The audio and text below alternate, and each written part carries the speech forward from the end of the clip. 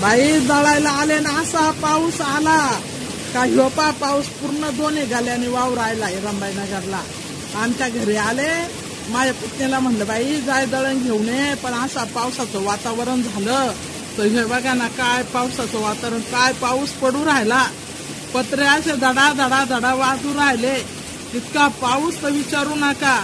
आणि पण झाडाला कसा बार आलाय, रोई अगदी फुलून गेली. पाऊस म्हणताना जिथे पावसाचा हात फिरला का तिथे लक्ष तर बघा पाऊस पडलाय तर रोईचे फुलं पाकीचे ताट असे मस्त ताजे तवाने दिसून राहिले. रोईला सुद्धा छान असं हिरवेगार झाले, पण आबाळ बी धडमधूम वाजू राहिलंय, खूप आबाळ भरलंय आणि खूप काळवट झालेलं आहे. आणि हा पाऊस उभ्या गल्लीने पाणी चाललंय आमच्या दारातून, कसं खळा खळा खळा खळा पाणी उभ्या गल्ल्यात धुवून निघलाय. म्हणजे असा पाऊस जोरदार झालाय, खूप छान असा पाऊस पडला आज. पण अवकाळी पाऊस म्हणताना आता आंब्याचे झाले पडात्या, पत्रे उडात्या वाऱ्या वावधानाचं, तर असं खूप. तर आता हा पाऊस आमचा मस्त असा चालू झाला. आता मस्त असा पाऊस आमचा वाचोय दारातून, आमच्या दारातून पाऊस चाललाय. किती छान असा पाऊस पडलाय.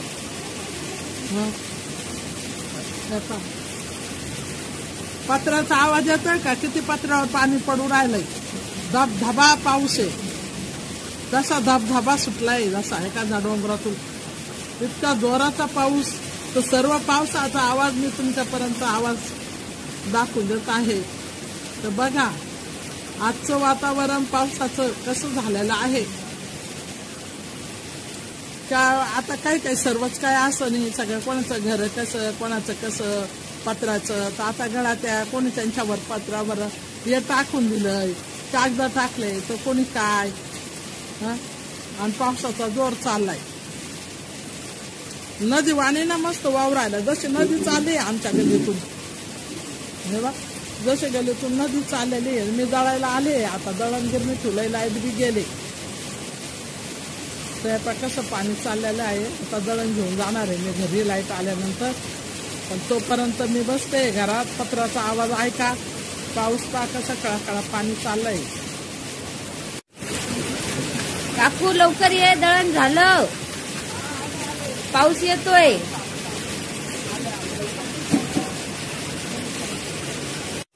आता हा खूप पाऊस आला, लोक बी चालय छत्र्या घेऊ खूप जोराचा पाऊस आलेला आहे. आणि मग आता त्या पावसामध्ये लाईटी गेल्या. मग खेड्यापाड्यावर कसं असतं, गावाला लाईटी नसता, लाईट नसल्यामुळे मग दळणाचं इकडं ह्या गिरणीत जाय त्या गिरणीत जावं लागतं. मग त्याच्यामुळे मग हे होतं, पाऊस वाढतो लाईट नसल्यामुळे. मग त्यासाठी एकटी दळून घ्यायचं 5-7 किलो बाजरी गहू असे दळून आणून ठेवायचे पावसाळ्यामध्ये. भाज्यांसाठी वडे बनवून ठेवायचे, कुरडायचा भुगा करायचा, असं वाळवण भाज्या ठेवायच्या पावसाळ्यामध्ये. तर मग दळणं लोक काय करतात पावसाळ्यामध्ये, जोपर्यंत लाईट आहे तेव्हा दळण करून घ्यायचं, लाईट गेल्यानंतर मग काय दळायचं होत नाही. तर त्याच्यासाठी मी दळायला आले आणि खूप पाऊस आला. पाऊस असा आला तर पूर्ण पत्रे सुद्धा झडमझडून वाटायला लागले आणि पावसाचं पाणी असं व्हायला लागलं. तर जसं काय आमच्या गल्लीतून आहे ना पूर्ण नदीच वाहू राहिली. असं पाणी शुभ्र स्वच्छ असं पाणी मस्तपैकी वाहत आहे आणि एकदम चांगलं नैसर्गिक वाटत आहे. कसं पाणी वाहत आणि कशी परिस्थिती राहते. म्हणजे खेड्यात तर इतकी परिस्थिती राहते, तर कुठं दळण सुद्धा नाही, तर जात्यावर दळायचे पूर्वी. जर लाईट गेले ना तर पावसाळ्यामध्ये जात्यावर दळायचे. पण आता कसे लाईट एवढे जाते नाही, तर त्यामुळे कोणी लाईट तेव्हा दळून घेता.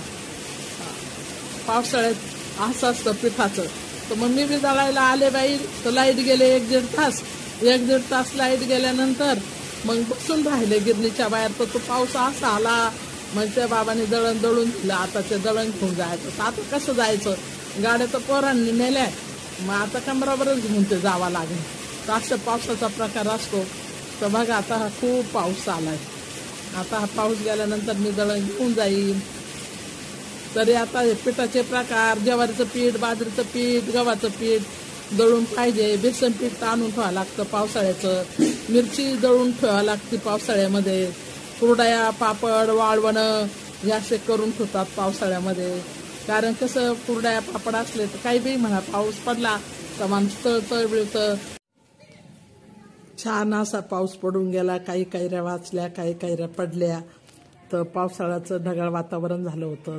त्याच्यानंतर खूप पाऊस आला. पाऊस पडल्यामुळे एकदम नितळून आणि एकदम छान असं वातावरण झालेलं आहे. आता पाऊस ढग बी एकदम निवांत झालेला आहे. सगळीकडे वारं वादळ थांबलेलं आहे. आणि बघा इतक्या छान अशा कैऱ्या आल्या आहेत. आता ह्या कैऱ्या आपण तोडणार आणि तोडून घेऊन बघा कैऱ्यापासून बरेचसे प्रकार बनवले जातात. तर कैऱ्यापासून लोणचं बनवलं जातं आणि गुळ आंबा बनवला जातात. कोणी कैऱ्याच्या चटण्या बनवतात, कोणी कैऱ्याची भाजी बनवतात. बरेचसे प्रकार कैऱ्याचे बनवले जातात.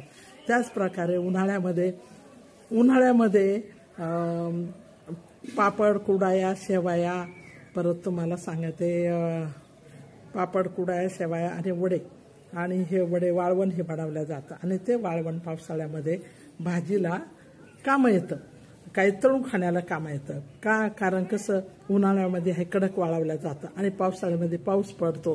तर काही वेळेस भाजीला काही नसतं. तर मग काय करतात लोक, तर त्याच कुडाई कांदा बनवतात, वड्याची भाजी बनवतात.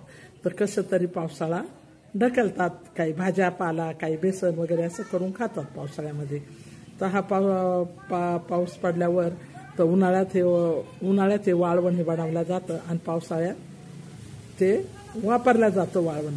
त्याच प्रकारे ह्या कैऱ्या आपल्या, तर कैऱ्या तशाच आता लोणचं केलं जातं. कोणी खारट लोणचं बनवतं, खार लोणचं बनवतं, कोणी तिखट लोणचं बनवतं, कोणी गुळ आंबा बनवतं, कोणी गोड लोणचं बनवतं, कैऱ्याची चटणी बनवतं. असं बरंचसं ह्या कैऱ्यांपासून बनतं. तर आज आपला आंबा हा उतरून घेणार आहोत. आज मी तुम्हाला कैऱ्याचा बराचसा सीन दाखवलेला आहे. तर आता बघा तर पाऊस येऊन गेला आणि कैऱ्या ह्या आता उतरणार आहेत. आणि काही पडल्या, झडल्या, काही लोकांनी नेल्या, काही केल्या. असा हा कैऱ्याचा प्रकार आहे, तुम्हाला मी सांगितलेला आहे. आणि उन्हाळ्याच्या वाळवणीचं सांगितलं. तर त्याच प्रकारे पाऊस काल धप खूप झाला आणि खूप वाहिला. तर पावसाचं वातावरणाचं मी तुम्हाला खूप सांगितलेलं आहे. तर पाऊस कसा आला, कसं पहिले लोक जात्यावर पीठ दळायचे आणि पीठ दळण्यासाठी काय काय उलाढाल करावं लागायची. तो डबा घ्यायचा डोक्यावर, इथून तिथे, तिथून इथे गिरणीत. आणि आता सगळीकडेच गिरण्या झालेल्या आहे. सगळीकडे छोट्या मोठ्या गिरण्या घरात झालेल्या आहे. किती म्हणजे अबलच झालं. पुन्हा पहिलं काहीच नव्हतं. पहिलं जात्यावर दळा, याच्याजवळ म्हण बाई पीठ दे, त्याला म्हणावं पीठ दे, आणि मी तुला वाटेभर पीठ देते, मग तू मला दे. उसनं पीठ घ्यायचं, आपलं दळून आणल्यावर त्यांना द्यायचं. खूप प्रकार असे करावं लागायचे. तर आता तसे काही करावं लागत नाही. आता सर्व गिरणी सर्व उपलब्ध झाले. आता खूप चांगले आबादानी झालेले आहे. तर पाऊस आला आणि पडून गेला.